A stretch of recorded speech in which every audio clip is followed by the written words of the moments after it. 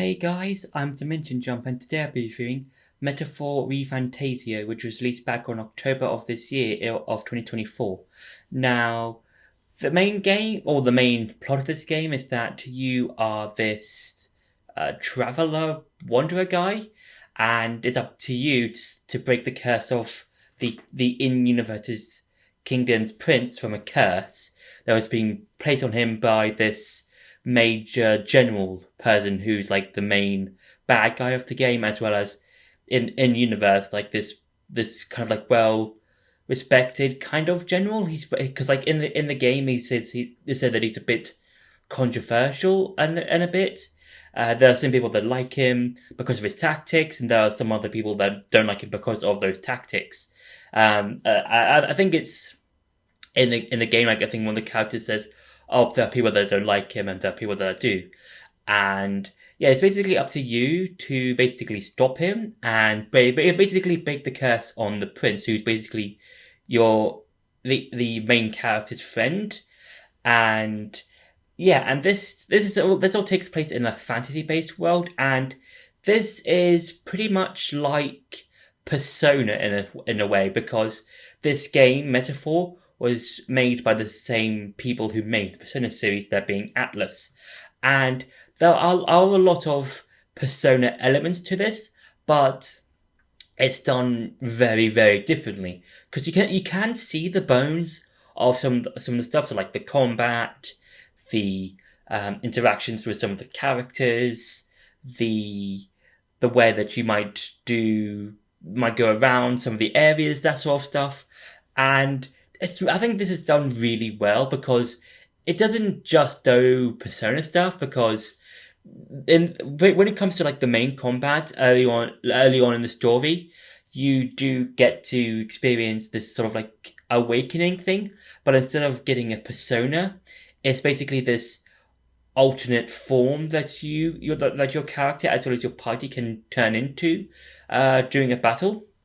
And it's basically these things called archetypes. Now, the archetypes are these different sort of classes that you can become. So there's like a seeker, a mage, a gunner, a fighter, a brawler, and a variety of others.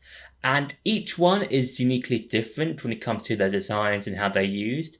For example, the gunner, that when it comes to the combat for that one, you have to move your character to the back and then use an attack, and that's really interesting. And I think that's really cool because when it comes to Persona specifically, a lot of it is just you attack the weakness, and that's it. And then if you're playing Persona 5 or Royal or Persona 3 Reload, you can baton pass between your party members, and then that makes your attack even stronger.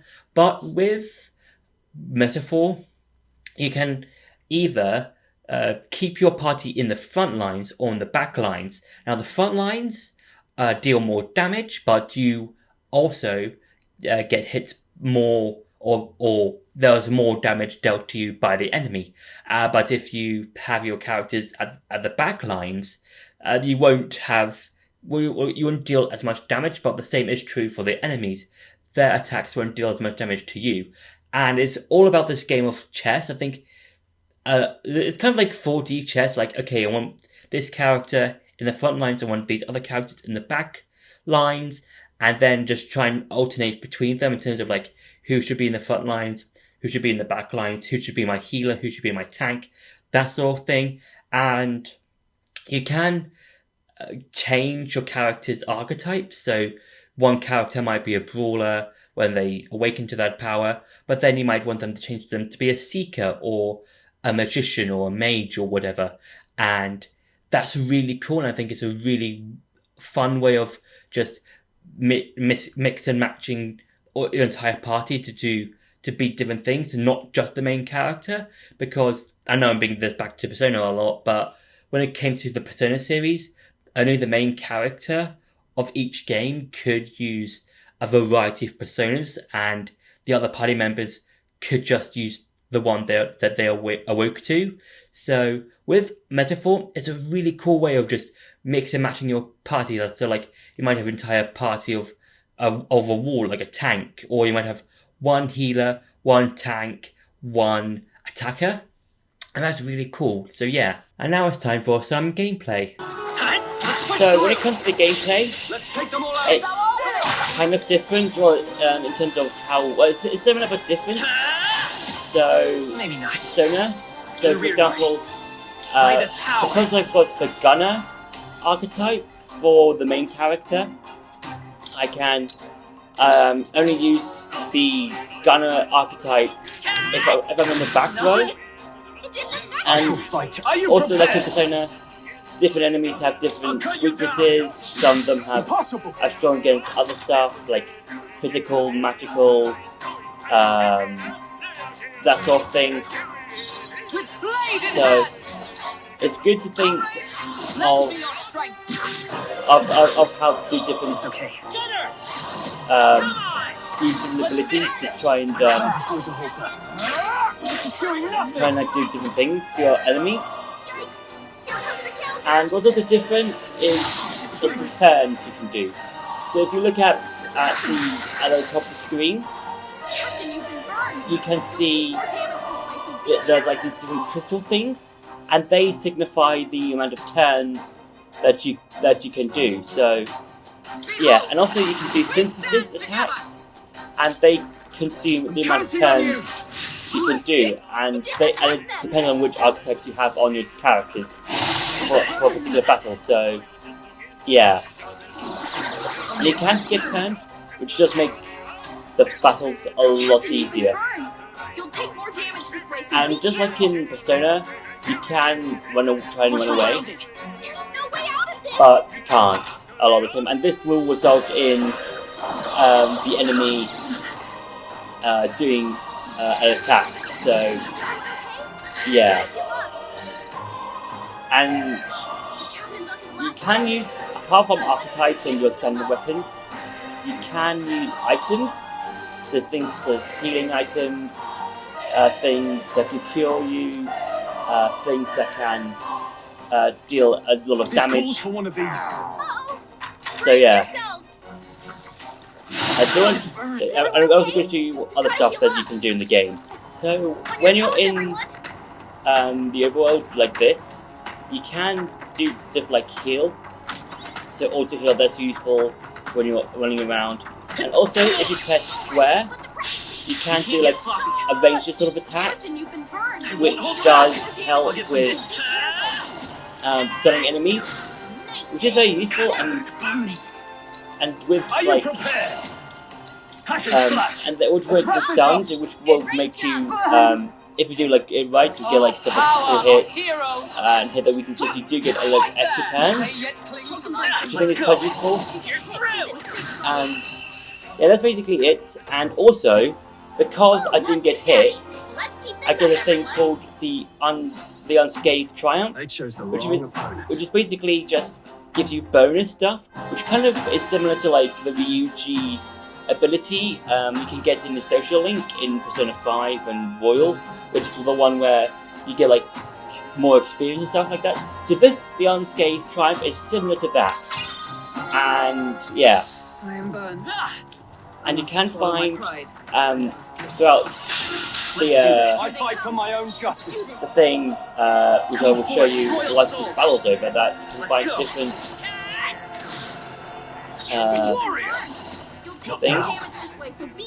So yeah, you can find different items on the map, which is quite cool.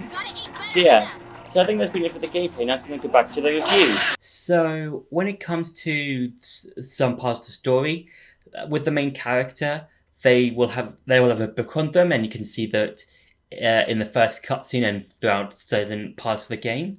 And in the book, it talks about this fantasy world that's kind of basically in the story. It talks about this tribe, and it says how they all come together and sort of work as one, and there's no war, there's no conflict, there's no nothing. Whereas you compare it to the in-game world, where there's a lot of conflict, especially once you've beaten the first major dungeon, because after you've done that, you all have to do like this whole thing of this big race in terms of like who will become the next ruler of the land.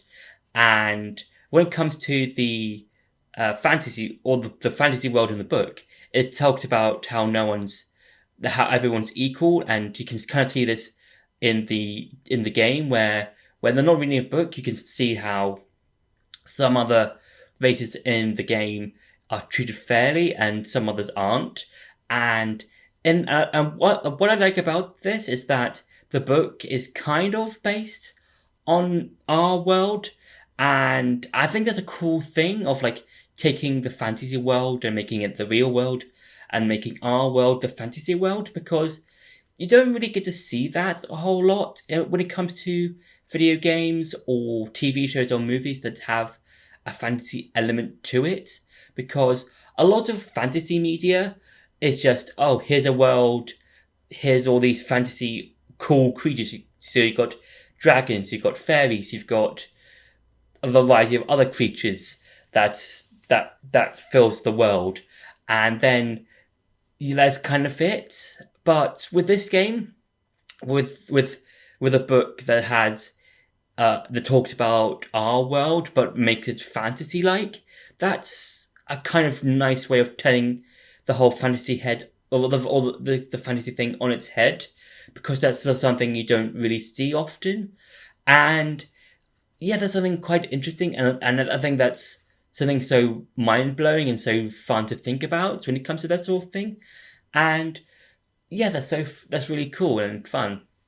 And yeah, I would say overall, Metaphor is a very fun game. It's one of those sort of curveball, I would say, games where like it looks like a fantasy game, but it feels different to other fantasy games, because if you look at something like Skyrim, that's completely different. Even though they are based on the same sort of genre, that being the fantasy genre, I feel like those two things are completely different, because Skyrim is just you fighting dragons whilst in Metaphor it's just you trying to save your friend, but also trying to become the next king of the or the new ruler of the kingdom. And that's something quite kind of interesting when you kind of compare them a bit. So yeah, I would say overall, Metaphor is a very fun game. I do hope we do get more of these games and get to see more of different characters throughout each one. So yeah, so that's been my review for Metaphor, ReFantazio. I believe that's the second name. I hope you enjoyed this video. Don't forget to like, share, and subscribe. And I'll see you in the next video.